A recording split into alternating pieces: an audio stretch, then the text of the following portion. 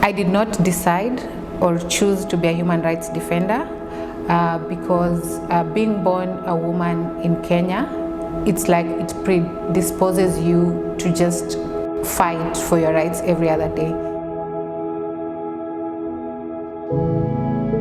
My name is Malala a human rights activist from Mombasa, Kenya.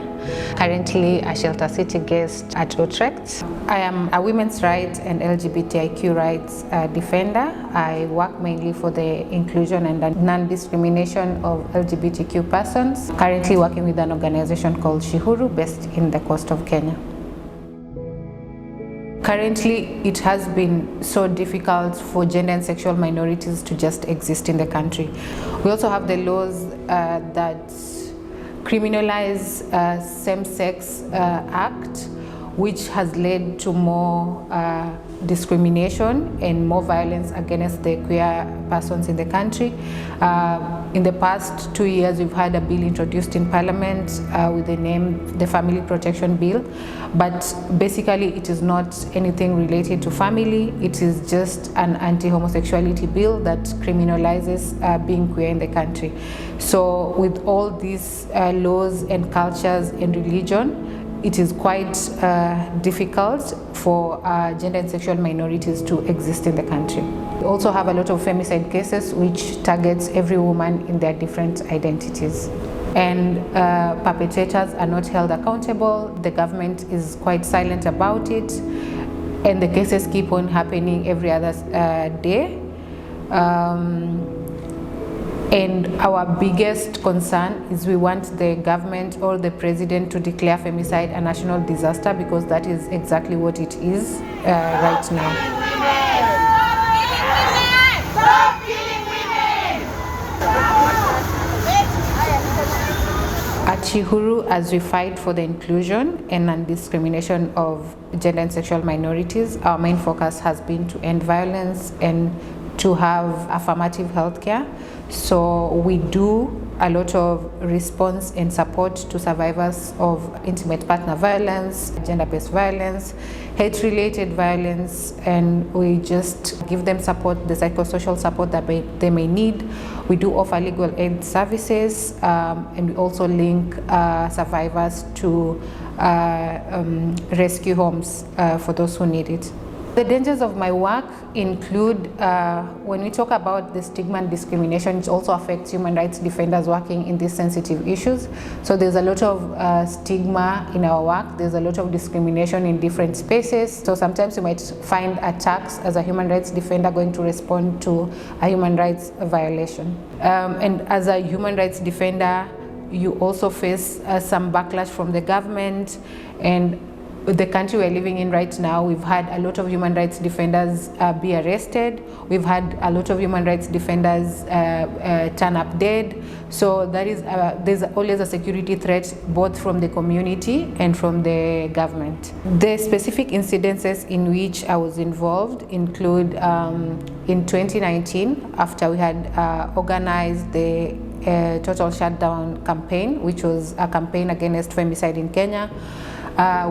Alongside other organizers of the event, our photos were taken and they were shared on different social media platforms just for ridicule and cyberbullying. Another incident was in 2022, where I was working in a different part of the country and we were doing sensitization of different essential service providers, and after our work, alongside like 2 other human rights defenders, we were like physically attacked on our way home. And I think the latest one would be in last year, 2024, after the End Femicide march that happened in January. There were like attacks and threats from different people, some claiming to be representing the government, some just being part of the community. And so at some point we had to like live in hiding for some time, just to avoid in case the threats were made real. I did not decide or choose to be a human rights defender because being born a woman in Kenya, it's like it predisposes you to just fight for your rights every other day. And then it did not help that I was a queer woman, so it was like I did not have a choice about what I was going to do. It was either I was going to fight for my rights or I was going to be put down my entire life. Like I was going to live in the shadows my entire life. And that was not something I was ready to live with. I wanted to make it better for myself, and then with time I wanted to also make it better for other people. And I think that is where the fire to fight for human rights, women's rights, LGBTQ rights was born. We march to show solidarity with all the women and girls who've been survivors of gender-based violence this year, including women and girls who are survivors of sexual, physical, psychological violence, including rape, incest, and sexual harassment. Physical assault using hands, weapons, and tools, hot water, acid, or fire. Domestic violence and intimate partner violence. Stalking and doxing, but to name a few. Wapi nduru ya mama? The reason I decided to come to the Netherlands for the Shelter City program was because the program offered me an opportunity to rest, an opportunity to be away from the situation back at home and just rejuvenate and re-energize myself and be ready to go back and work with my community. It was also like an escape, a short escape from the security situation that has been in the country since like the past few months, where there have been a lot of attacks on human rights defenders, a lot of abductions, a lot of deaths, a lot of torture. So this was both a security escape for me, while also space for me to take care of myself. While I'm here, I'm able to raise awareness on the situation that is happening in Kenya with regards to human rights and LGBTIQ rights. I'm also able to do a bit of lobbying, and I'm able to learn about digital, physical, and organizational security while staying here. I am a firm believer of rest is resistance, and it is impossible for you to pour from an empty cup. So for me, this was an opportunity to refill my cup, that I can be able to continue pouring to the cup of the community that I work with.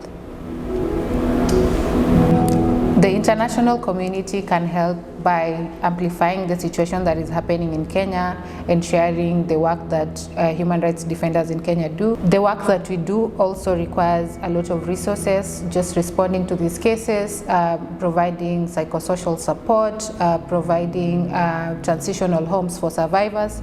It requires a lot of resources. So definitely finances are a big part of the work that we do, and any donations toward our cause would definitely come in handy. We have a website, She-Huru. Our presence is all over all social media platforms, so you can follow us there, and then you can reach out to just know how you can assist.